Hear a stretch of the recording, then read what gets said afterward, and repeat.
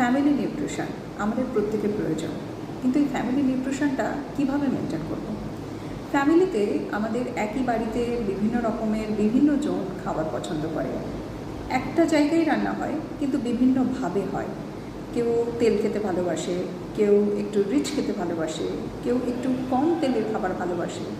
কিন্তু যখন রান্নাটা হয় তখন ম্যাক্সিমাম বাড়িতেই হয় যে সবাইয়ের থেকে যেটা বেশি ভোট পড়বে, অর্থাৎ যেই পরিমাণটা বেশি লোক খেতে পারবে, ধরুন হতে পারে তেলযুক্ত খাবার, ধরুন হতে পারে স্পাইসি খাবার, তাহলে সেই দিকটা খেয়াল করেই বেশিরভাগটা যিনি রান্না করেন বা যার দ্বারা রান্না হয় তিনি সেই দিকটা খেয়াল রাখেন।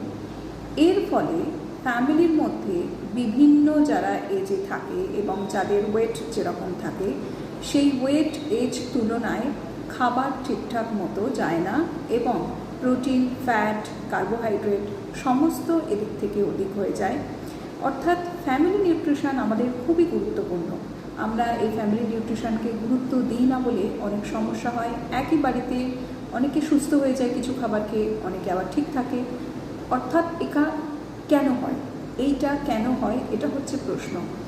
এই খাবার ঠিকঠাক না রান্না করার ফলে অনেক সময় আমরা অনেক তেল, যেমন হচ্ছে মাছের তেল আমরা ইউজ করি, একই তেলে কোনো সবজি ভাজা, সেই তেল দিয়েই আবার অনেক তরকারি করি।